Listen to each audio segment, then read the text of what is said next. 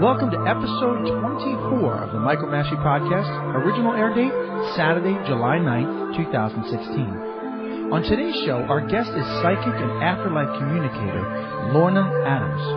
Lorna tells us the difference between spirit guides and angels and how we all have the ability to communicate with those who have passed. Let's get right into the show.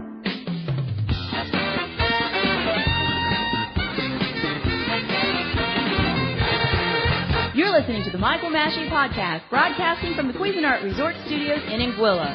Cuisinart Golf Resort and Spa, and The Reef by Cuisinart, Anguilla's ultimate destination.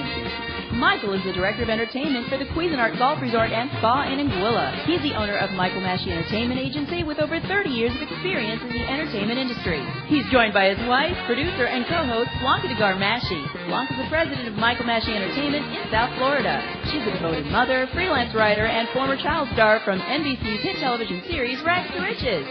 You can subscribe to our podcast on iTunes, and you can always listen to archived shows at michaelmassey.com. Follow Michael Massey on Facebook and Twitter.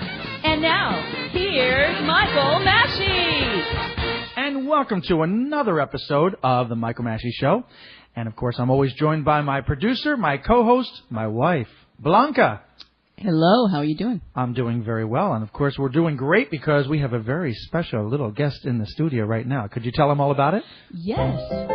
We have a special guest who has bright blue eyes, a beautiful smile, great charismatic personality, and a wonderful, engaging attitude. He's a second grader, homeschooled, and at the top of his class. He's Richard Massey. Hello, Richie. Hi. How are you doing? Great. So I'm so glad that you're here to help us introduce the show. Are you having fun? Yes. Yes? Okay. Well, get on that microphone so everybody can hear you. So how old are you, Richie? 6. You're 6 and a years half. old. 6 and a half. I love how we continue to say halves. Why do we ever get rid of the halves and the quarters and the three-quarters? I think once we get over 21, the half becomes irrelevant. Okay. All right.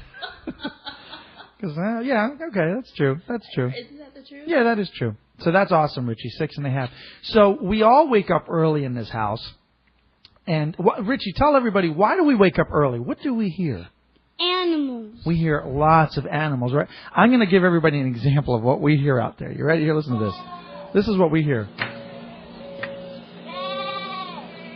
Yeah, this starts around 5:30 in the morning, right?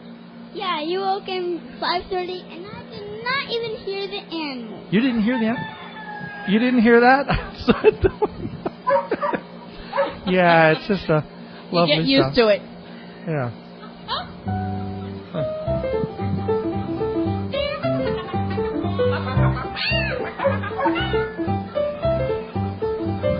Yeah, that's what... Yeah. All right, I think they've heard enough of that. I really like that. I always wanted to have a farm, but it's nice to be able to have a farm next door. Yeah, now you have one at a distance. It's nice. It is nice because it still gives us that effect. It really is nice. That is true. No, actually, it is kind of neat. I mean, and I'm a morning person. I like waking up early. I love sharing a cup of coffee with you and getting to talk about the news of the day and all that kind of good stuff. Right. But we are going to be taking a short break right now. And when we come back, we have a very special guest, psychic and afterlife communicator Lorna Adams is going to join us. We'll be right back after this. Jack Nicholson here. You're listening to Michael Massey, live from the Cuisinart Studios in Anguilla. Listen, all work and no play makes Jack a dull boy. So do what I do. Visit the Cuisinart Resort in Anguilla and always listen to Michael Massey live.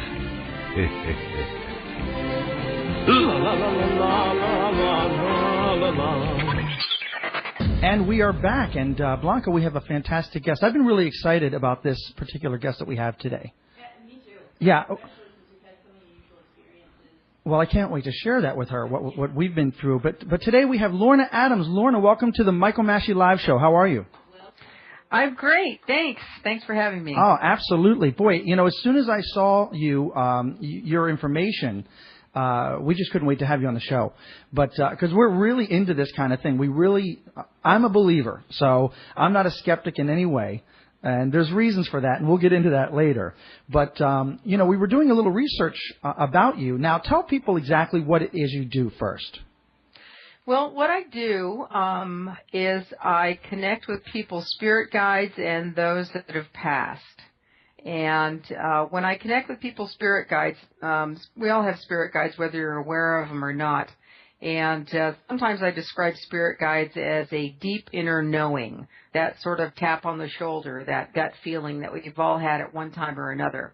And so spirit guides are always standing by, ready to help with any and everything. They're with us from the beginning, as we come into this world, into the physical body, and as we leave and when we return to the other side. I believe we return to where we came from. So spirit guides are extremely flexible, and during a reading you can ask about anything you like. There is no topics, nothing that's that can't be asked. I also have the ability to tap into anybody's energy in your life, from your boss to a personal relationship to, you name it. Should I buy this car? Is it sound? Is it not? Is it a good idea? So I always say past, present, and future.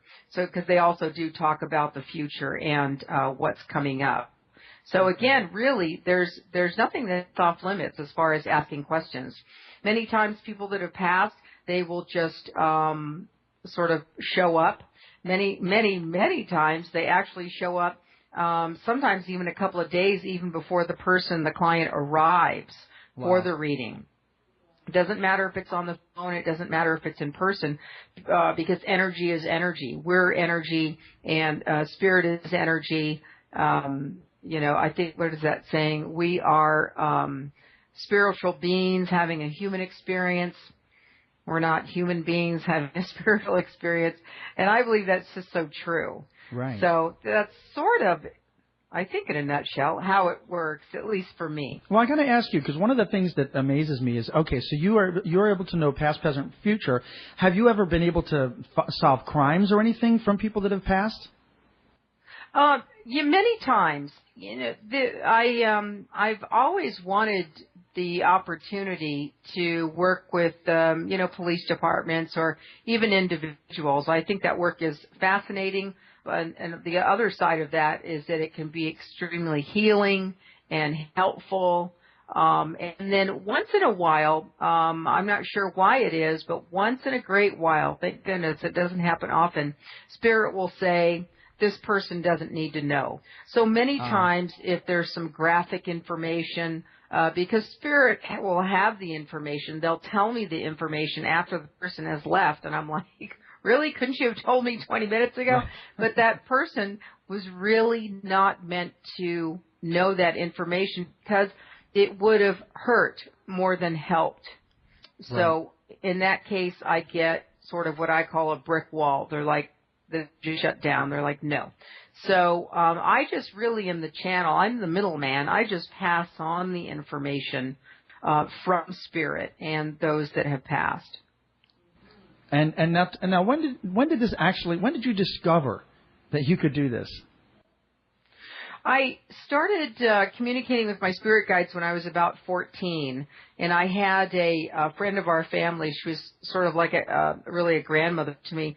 And I started with what's called automatic writing, which is described as writing without conscious thought. And that's how I started. My guides used to wake me up at about, it'd always be like 1 or 2 in the morning, and I'm like, can't you do like noon, So I'd always keep a, pad and pencil next to my bed, and I would write down quickly what they were saying. First, it was just sentences. And so this friend of ours, Anita Halbert, she had been writing since the 50s, the 1950s, and she would call it her daily lesson. She would write from her main spirit guide, Philip, 1 page every day. She did that for 40, 50 years. And so I would take my writings to her as they got longer and extremely complex writings. And I would say, what is this? What does it mean? So she was really my mentor. She taught me to always stay in the light, never to veer over into the dark. taught me a lot about universal law and, planetary laws that apply to this particular existence on this particular planet. So again, automatic writing is tapping into this other dimension, these other dimensions, these other realms. Many times, most of us, if not all of us, access those other realms and dimensions in our sleep state when we're dreaming. So that's what that is, and that's how it started to come in for me when I was 14. When I was 19, we lost a very close friend, and about 3 days after he passed, he started talking to me. Oh, wow. In my mind. And so I always documented everything by, I could never write fast enough, so I took up typing very early. So I can type really fast. So that's how I document what they're saying. When you hear these, or when you hear these departed souls in your mind, do you see them in your mind? Yes. Okay. Yes, a lot of times, because, getting a picture or a vision is so much, it's instantaneous, isn't it? It's just, I can see the person, I can see what they look like, I can see where they are. So it's just so much a faster form of communication than this terribly, slow way of talking and using words. So many times I get both.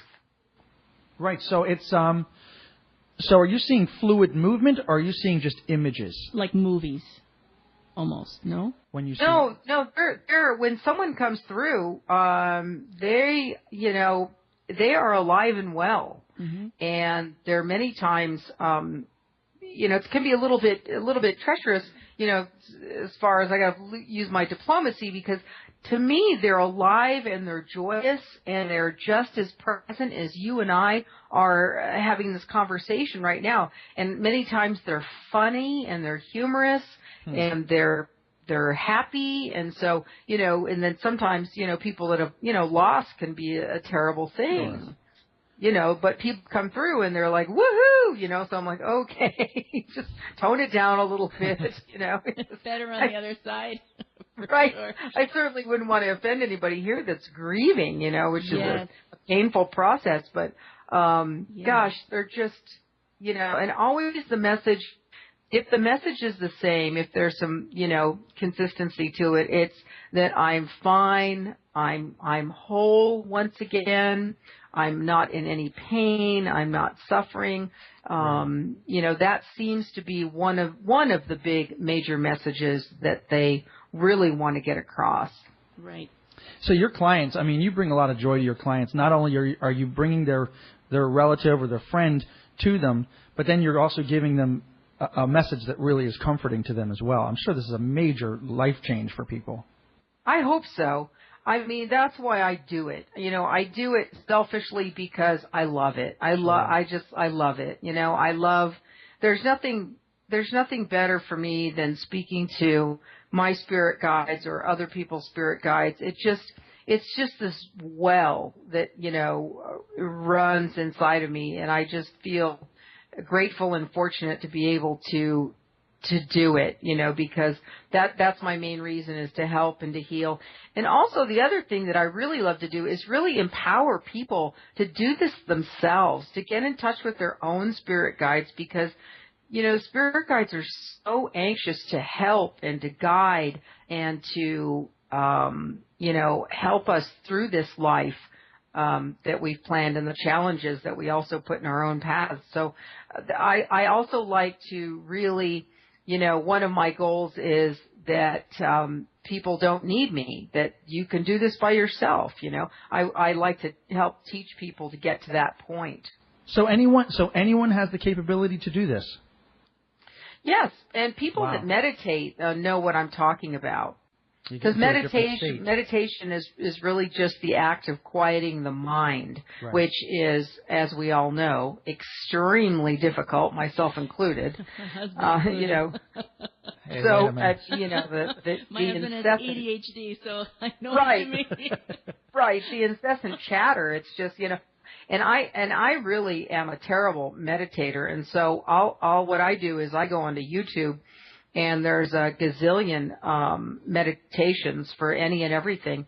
And, my mind kind of goes, oh, look, shiny ball, and it goes and listens to the meditation for whatever abundance or peacefulness or sleep or whatever it is, well-being, whatever it is. It's a wonderful tool to quiet this mind. It's a mental exercise, which Yes. we need to do. And a lot of people don't understand that that's a necessary part, just like exercise for your body, for your cardiac health or your, cardiovascular system. You have to make sure you train your mind. And a lot of people, even in school, we have a child that we're home educating, and he's very, very active. But we have much older children that through the course of their phases of development, getting them to train their minds was a challenge. Because Right. they're overstimulated by their peers and by the social interactions, so they're not able to just rest and focus. And that, I feel at least, that it's that way when we're trying to pray or we're trying to meditate, is that we're consciously making that effort to set aside all those distractions. Very, very true. And it's funny because I am no different because I have this ability. I am, as my mentor said when I was growing up, I have one foot in this world and one foot in the other. And I'll start to, I'll have like my prayer list. And all of a sudden I'm thinking about, I have to clean the stove tomorrow. And it's like, what? Whoa, what happened? So, and I have to bring myself back. And so it very, very is, like you said, Blanca, like flexing a muscle and really, getting in the habit of that. And I even have a whiteboard that I'll write, a dry erase board. And I'll write myself notes because I forget. You forget, but also I'm sure that there are so many other messages that come through that they kind of derail your thought process too. And have you ever had the problem where you're thinking your thoughts, but then you go off into a different tangent that isn't of your own thinking? Well, I'm lucky that way in that because I've been doing it, just my whole life, I'm able to turn it on and off. But spirit, since I am open to it, they're very present. And so, they will, slip a little thought in, like my husband will be talking to me about, something and they'll say, well, blah, blah, blah, blah, blah. And I'll say, oh, you know what they're saying now, and it's always of a helpfulness. It's always like that. But, some people will say, well, do you go around, you must be bombarded by, spirit or, messages. And I'm really not because I refuse. I learned, again, like I said, a long time ago, I just turn it on and off. I just can't afford to be open all the time. Right. So I'm very select about, and I think everyone should be very select about whatever energies you are letting in because this is a planet of dualities and there is good, bad, yes, no, black, white, so there are, for every, sort of a cause and effect. So you really do have to be careful about the energies that you expose yourself to. We are talking with Lorna Adams. She's a spirit guide, and we're going to take a short break, and we'll be right back. But when we come back, we're going to tell you some experiences that we've had and what your take is on it. And we're also going to talk a little bit more about spirit guides, okay? Wonderful. All right, we're going to be... You're listening to Michael Massey Live, broadcasting from the Cuisinart Resort Studios in Anguilla. Cuisinart Golf Resort and Spa, Anguilla's ultimate destination. Michael is joined by his wife, producer, and co-host, Blanca. Be sure to visit our website, michaelmasheylive.com, to hear archived broadcasts and for our upcoming show schedule. And now, back to the show. And welcome back to Michael Massey Live. Our special guest is Lorna Adams. And Lorna, we wanted to share with you a couple of experiences that we've had and kind of what you make of it. And Blanca, do you want to tell her what we've experienced? Sure. And this is going to be strange. I've always felt that God has spoken to me in my dreams. I would have a dream, I wouldn't understand it, and then a period of time later, it began as deja vu. Then, as I grew up, it was specific about encounters that I would have. And I learned to rely on those dreams to help me. I'd pray, I'd meditate, and then ultimately I would receive an answer or a direction of what I was supposed to be doing from God. And, I never thought about in terms of being psychic, it was just the way that it was. And it began from when I was a very young child, maybe about 4 or 5 years old. And I didn't get really good at it until I was about a teenager, hitting puberty. So anyhow, you kind of are in denial and you put these things aside. You know, my mother was also very intuitive. My grandmother was very intuitive. And my mother would often tell me, this is going to happen. I feel like this is going to occur. You need to be watchful. And, of course, everybody says, well, that's just your mother being overprotective or overly protective. But, no, she was very acutely aware of things that were to come. As I discovered later, I also have those things occur, you know, and you can call it motherly intuition. I think most mothers have this in us, but don't refer to it as spirit guides or, you know, voice from God speaking to you until you really open that in your mind and say, this is what it is. Now I understand it. Well, anyhow, I was going through a very difficult divorce, and I had spent a period of time apart from my former husband. And I was staying with some very close friends of mine and very, very helpful, spiritually intuitive people, but they kept my staying with them discreet. They didn't tell neighbors or anybody, you know, that I was staying with them for a period of time. And anyhow, my friend came to me and said, I need to let you know that we have a psychic in the neighborhood, and she contacted me and said, I need to speak with that lady who's staying with you. Okay? and of course, my friend is saying, what are you talking about? Just got some friends visiting, you know? And, she, you know, and the psychic kept pursuing her and saying, no, I need to speak with her. I have a very important message for her, meaning me. Mm-hmm. And I was not interested, did not want to engage in communicating about this. You know, I felt, okay, I'll pray. The answer will come to me. I feel like I'm psychically connected. I know God will speak to me. You know, what do I need to go elsewhere for to hear a message that I know that, you know, God could tell me himself, right? Well, anyhow, I wasn't cooperating, and she showed up and said, I need for you to come over. Here is where I live. Come over after you finish whatever it is that you need to do, and let's talk.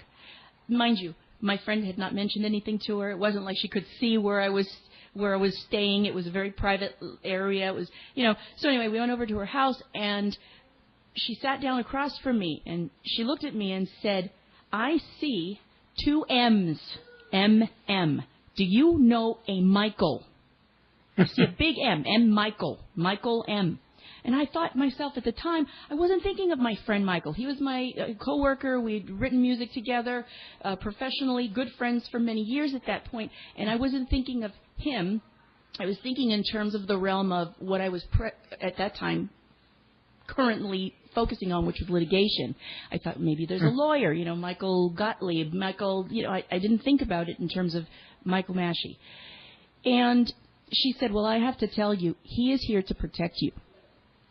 And you need to reach out to this Michael M. And I just really put that aside. I didn't think about that. It was a very important message. She said, you don't know how to use your gift. If you did, you would fly away. So I took that with me, and I didn't do much with it. And then ultimately, after my divorce was within 2 weeks of finalization, Michael called me out of the blue and just said, hey, would you like to come listen to me hear some music at this public venue? And, you know, it was from there, we very quickly began a relationship, and it wasn't even until we were married a year to where I remembered that the psychic had told me that it was Michael M. You've got to reach out to Michael M. So apparently I did what I was supposed to do. But, right. You know, so that a little bit long-winded, but I needed to let you know that sometimes we have that gift, but we also we're close to it because of whatever pain or the circumstances at the moment are preventing us from being able to be receptive. What I want to ask you is, like, who would have said that to the psychic? Would that be a family member of Blanca's, or would that, in general, she just gets a message like that? Well, to me, I mean, my experience, I can't speak for her because I think, you know, I think a lot of us psychic mediums, I think we work the same way. And then I've never used tarot cards or anything like that. I have nothing against them. I don't know what they mean. I don't know what to do with them, you know. Right. So, how did you know that she used tarot cards? Because I didn't tell you that, and I don't think I mentioned that in the story. I just use that as an example. Okay. And some people use them, and really the cards themselves are just a tool. Mm-hmm. I used to know a reader growing up, also a friend of the family. She used a deck of playing cards. You know, it's just a tool, and I think sometimes it's more for the clients than anything else. I just don't. I don't need that. I don't. You know, I just don't. You know. Right. But that's, you know, it's an interesting story you tell, Blanca, because, you know, I think, gosh, you know, look at that lady, and, you know, she didn't get any credit for like a year and a half. I know. Right? And Mickey, that's her name, Mickey. I am so sorry that I was so difficult. Wait, it wasn't Mickey Dane, was it? No, I don't. Oh, okay. I don't know what her last name was, Okay. but she was persistent. Let me tell you. That's so funny. Yeah. She wouldn't let up. You know, it's funny that, you know, that time lapse, because that's just the process, you know, and so a lot of times people will come for a reading and they're sort of like, and I can understand because I've been there, sort of like deer in the headlights, because it is so much information, it can be a little overwhelming in the moment. And like a perfect example that you said, Blanca, you know, here you're thinking litigation, you're in the throes of this, you know, divorce, and it's emotional, it's difficult, you know. That's all I was focused on. I thought, well, right.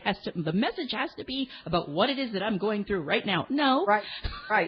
Right. And the thing is about spirit is that, I mean, my interpretation of that is that she was really told by spirit very strongly, you know, again, here the spirit guides went all the way out of this way through this lady that you didn't want to have anything to do with, because again, and rightly so, you were focused elsewhere. And this is how badly, the spirit guides want to help us. Yeah. They will just go through, you know, hell and high water to get to us and say, look, there's hope. You're going to get through this. It's going to be okay. It's going to be even better than you imagined. Now we live in Anguilla, which is gorgeous. It's like paradise on earth. So not only was he sent to protect me, but he was sent to put me in some beautiful place. Amazing. Right. No kidding. So I'm glad. I'm very glad, you know. We are talking with Lorna Adams here on the Michael Massey Live Show. Lorna, so explain to our listeners about spirit guides. What exactly is a spirit guide? Would you say it's a guardian angel? No, angels, that's a good point. Angels are completely different than spirit guides. Angels have never and will never take human form or physical form. I always describe angels as God's helpers because, you know, right, he can't be everywhere. Right. So angels are extremely powerful, as most of you probably know, and they're lifesavers. Spirit guides, on the other hand, we have 7 or 8 spirit guides at any one time that they tell me they rotate in and out. Some of my spirit guides are very funny. Some of them are one's really corny, and then once in a while, extremely somber, you know, higher vibrational type of spirit guide, not humorous at all, will come in. He's very serious and give us information. But again, you know, for lack of a better way to describe guides, I describe them as best friends and helpers that remain on the other side as we choose to come into this physical body, into this crazy, wacky world, and live this life and complete, you know, karmic lessons, other lessons, challenges, because we can do it in a relatively short period of time in the physical body on this earth, and then leave and go back to the other side. So, and many times spirit guides have had human lives. They have had physical bodies, and so they understand the challenges and what we face. And I think that's why they're so eager all the time to help. They're always standing by. And so if you're not aware of guides, I remember when, you know, a couple times when I was younger, I'm sure where you guys can remember, and you're in some place, you know, you're at let's say a place, a party or whatever, and you think, you know, your gut says, you shouldn't be here. Right. You should leave now. Yeah. Bad things are going to happen. Right. You know? Yeah. What are you doing? You know? And those are really your spirit guides. And a lot of times I'll utilize my guides as I drive around town, and I'll say, what do you think? Should I go this way? Should I go that way? And it'll happen just in a split second. And they'll say, yeah, go this way. And I say, oh, okay. So they're there to help. So that's why I try to encourage people as much as I can to utilize them and to call on them for anything. Small things, big things, it doesn't matter. Right. That's interesting. And it really is. Does everybody, and I guess everybody would have a spirit guide, right? Absolutely, quite a few spirit guides. Mm-hmm.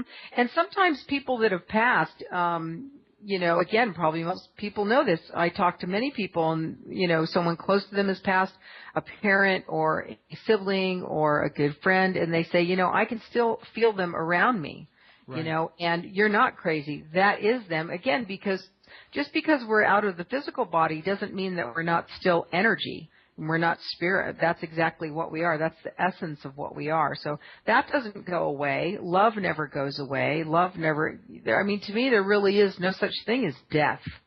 Well, I have another odd situation to ask you about. If you'd like to give me your take on this. Sure. I never met my husband's grandparents.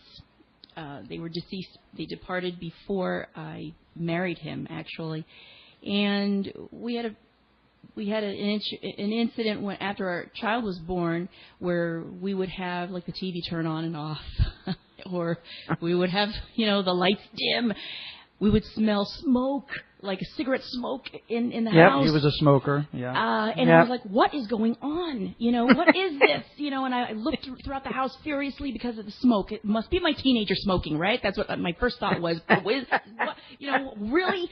Nope, nobody was home except my husband was sleeping. He had overslept for work, which he never does. And it was because of the smell, that strong smell of smoke that I had smelled and looked for it, that I discovered he was asleep. So I was like, you gotta get up for work. And he said, how did you know to wake me up? And I told him it was a cigarette smoke. Do you smoke? What's that cigarette smoke, Michael? And then that's when he told me that his grandfather smoked, and I thought, well, maybe that's a visitor coming through and saying, hey, child, girl, go get your husband up from bed. Yep. Yeah, not only that, there was times that I would smell like, he used to wear Old Spice, just a classic Old Spice. Oh, my gosh, the room would just reek of Old Spice. And I asked my wife, do you smell that? And she says, no. I'm going, oh, my gosh, he's standing right in front of me. Billowing. I can feel it. Yes. So that's why I totally believe, because that's just not, that just doesn't happen. There's something there. It's otherworldly, really. Yes, that's it how is. we look at it. It is, and the Old Spice, that's hilarious because my mom used to wear Avon, right? It's like, she was a hardcore Avon person, She was like, I can still remember growing up, the Avon lady coming to our house. And she hasn't done this in a while, but she'll come to me like, for some reason I'll be in Walmart, and she really wasn't a fan of Walmart, not a big, and I'll go there once in a while. And strangely enough, there will be like no one within, 50, 60 feet of me in the store. And I smell this wafting, this particular Avon scent, and I'm like, Mom, really? Yes. The cigarette smoke, this is so funny. We live on we don't live in a neighborhood. We live on a horse property, is 5 acres, and nice. there's, homes across the street and stuff, but we're kind of secluded, Across the street is like 5 acres across. Yeah, it's not, we have neighbors, but we're not like, in a subdivision. So one of my clients left, about a week and a half ago, and my husband and I are in the kitchen. We're like, what is that cigarette smoke? And so, and you have to come through a gate, and you can't just, so we, like a bunch of goofballs, we rush outside to see if there's someone on the property smoking, right? We're like, it's just us and our dogs, right? Who is going to be? And we're like, what is that cigarette smoke? You got a pretty nervy potential robber that's taking a cigarette break, Right. What? It's just even more impossible. But to smell the Old Spice and then have Blanca not smell it, Yes. It doesn't get any clearer than that. Right. It's like, really? Come on, They've come to me in my dreams like so vividly. That was years ago, and I remember them like they were yesterday as dreams. It's amazing. And Yeah, you bring up a good point, Michael, because, I talk about astral travel and accessing the other side and other dimensions while in the sleep state, which is the closest we come to the death state, Right. When we're asleep. And we're able to do that. And so dreams tend to be like, well, there was this elephant and then a big brick wall and then a peacock came in, and it's like all this Makes no random sense. stuff. Right, what's that Right. all about? And when you say that you remember it years later, like it was yesterday, that's because it actually happened. You left your body, and it actually took place. And when you can feel someone literally either touching you, hugging you, and you wake up and you still feel them. Yeah. Yeah.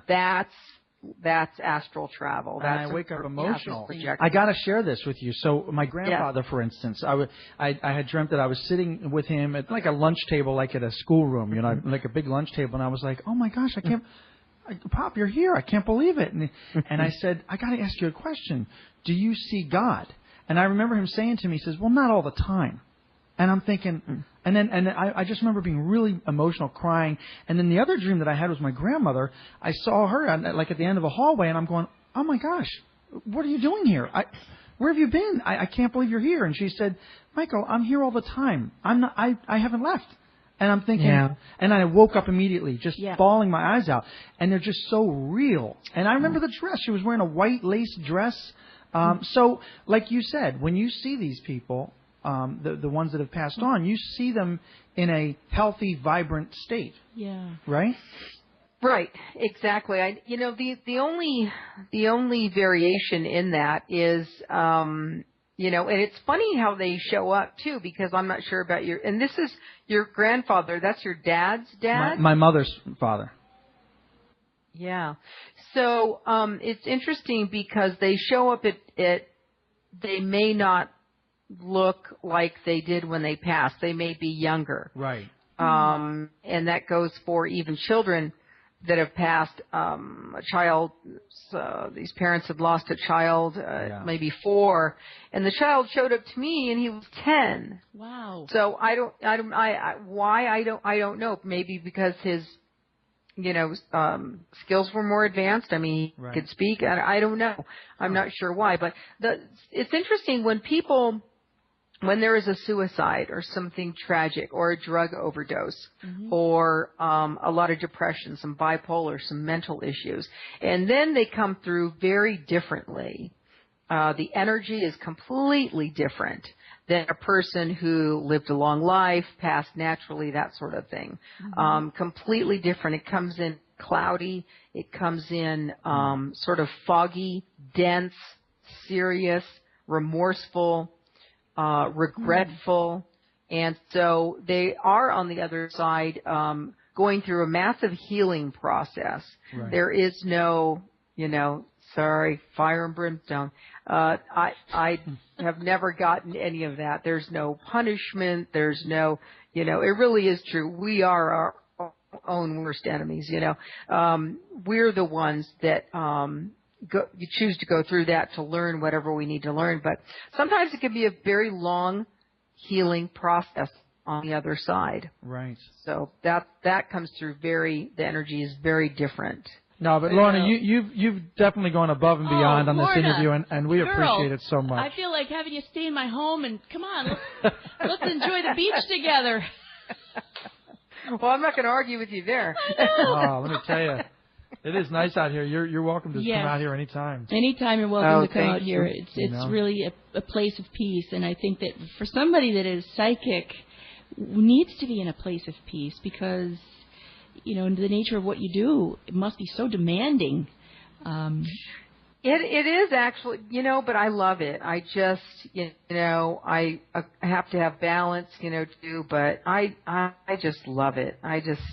It's my favorite thing to do, period. It just is. Mm-hmm. So it's, the ebb and flow of everything, so, sometimes I'm busy, sometimes it's a little less busy, and then I get antsy, I like to stay busy. Right. Yeah. Where do you go to vacation? That's such a good question. I just got back from California, which I was born and raised in the Los Angeles area. Oh, okay. And I just, I am not a Californian. Really? I don't like it there. Yeah, Wow. LA is yeah. Well, yeah, it can be very superficial, bad smog, a lot of bad energy. Yeah. Yeah. And crazy people once in a while. Crazy people. Yes. And, Man. I can acclimate. I can do that. I can drive like a maniac. But, I don't know. I lived in Atlanta for many, many, many, many years. And, so I've been toying with the idea for quite a while to go back for a visit. And of course, you can't compare the Florida beaches to the Southern California beaches because the Florida beaches are just so Cold. beautiful. Beautiful in Florida, cold in California. Cold. I was thinking of California. Yeah. Cold and gray in California, and beautiful and blue in Florida. Well, take Anguilla and make that Florida beach unbelievable. Yeah, Florida Beach times 10. Wow, I never saw beaches so pristine. Yeah, it's amazing. It's amazing here. Amazing. The water is so clear for a long stretch, and the sand is powdery. It doesn't hurt. Wow. It's really, and there's from everybody around the island, there are no sharks here. I mean, they see them once in a blue, moon, but wow. Yeah, it's a very different environment, for people who enjoy the beach and who enjoy swimming in the beach. This is really spectacular. Yeah, I can't even imagine. It's just been too many years. I was at the Southern California beach, and it was just like, oh no, I remember why I just can't stand this. Yeah. Yeah, right? What was I thinking, So, yeah, I will, you guys definitely need a psychic on your staff. I can see that. You're not kidding. So. We're going to put a headset on you. You're going to sit here, and then we're going to be giving the guests the once-over. There you go. That's right. That's right. Lorna, thank you so much for being on the show. Yeah. Lorna, my you're pleasure. Remarkable. And listen, you're welcome to be. I'm trying to figure out a way that we can have you on the show often. And obviously it's a business for you, so I understand that. And we got to figure out a way where we can maybe work together and have maybe people on the show that want to have a reading, and we could do it that way, and we'll take care of the payments and all that stuff, and we'll figure out something where we can work together, I would love that. That would be great. And Michael, the other thing too, I know you'd said it had been live before or whatever, as opposed to a podcast. And the guys get so excited because I do some of these podcasts that are live, and I do take call-ins, and to me that's like, I don't know, that's like eating a lot of candy. It's just like so fun, Well, let me ask you, how could we do? Would you want to do something where maybe you are a regular guest? Because we are trying to figure out a way. I did see that like somebody was calling in, but I didn't want to go right into the middle of our interview because I didn't want it to cut off or anything like that. So maybe we could figure something out. Would you like to be a regular guest where we could invite people to call in? Oh, sure. I love that. I mean, I love talking to people spontaneously, boom, questions, rapid fire questions. I've done a fair amount of live events like that with, 100 or 200 people. Wow. And the energy is so fantastic. And people say, oh, isn't it exhausting? And actually, I'm so revved up by the end, you have to peel me off the ceiling, That's so great. I'm like, wow. I can imagine. It's so, it's just, but I love that. And I am not, I'm comfortable with that. I'm not intimidated, just the opposite. I love it. So I love live shows and, talking to people. What I do is when I get the energy off people's voices, and again, the first names, and that's all I need. And the guides are just off and running. They're just, talking so quickly. So, but I would love to do something on a regular basis. That would be fantastic. And I will definitely let you know if I come down to if I'm going to go to Atlanta, I'd go to Florida too and see some friends. So definitely. Lorna, thank you so much for being on the show. Thank you so much. It's been great talking with both of you. You've been wonderful, Thank you. and we'll talk more about the regular appearance. Okay, sounds great. Lorna, great having you on the show. Thank you so much for all of your information, and it was wonderful talking with you. Talk Same soon. here.